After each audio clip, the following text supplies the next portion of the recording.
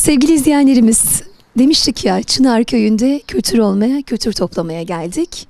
Çınar, Türkmen kültürünü en güzel örnekleriyle yaşatan köylerimizden bir tanesi. Sünni Alevi diye hiçbir konu geçmeksizin hala devam ediyoruz biz köyümüzde. Çünkü onlar da yörük kültüründen gelme. Bayram akşamı benim evde olurdu. Bir mengi dönerler, sama oynarlar, benim evde olurdu. Alevi kültürünü sizlere anlatmaya çalışıyoruz. Türkmen kültürünü taşımaya çalışıyoruz. Hatayım hak erenler, hakkı özünde görenler oy.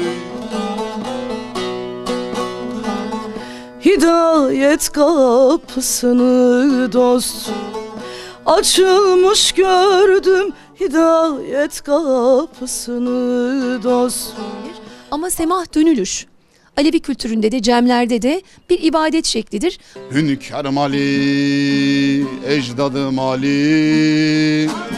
Şahatayım der özümde, şahatayım der özümde. Dinlemesen neyleyim, dinlemesen neyleyim. Gerçek demine hümümüne ya Ali.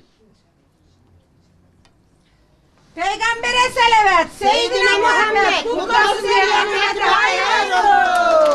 Çınar Köyü'nde tahtacı Türkmen Alevilerini sizlere anlatmaya çalışıyoruz değerli izleyenlerimiz.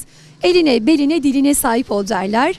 Ahlakı söylerler. Bu sene Muharrem ayında bizim Türk Dünyası Türkmen Birliği İstanbul Kartal'da Alevilere, ondan sonra tahtacılara bir iftar yemeği verildi. Bir İnşallah. Türkmen boyu bunlar. İmam Rıza Ocağı'na bağlılar. Aynı zamanda Alevi yol hizmeti için, erkanı için önemli hizmetlerde bulunmuş bir aşık. Eri tut çıkarsa haydar haydar haydar haydar haydar haydar haydar haydar haydar haydar haydar haydar benim satırım.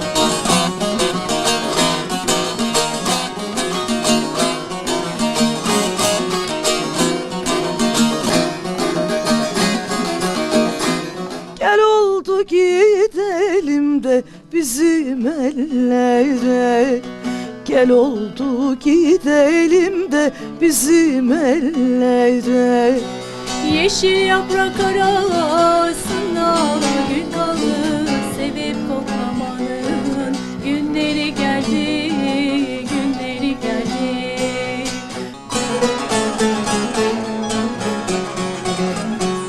Dileğim var Kerbela'nın çölünden, beni mahrum etme dost ellerinden, şah yollarından.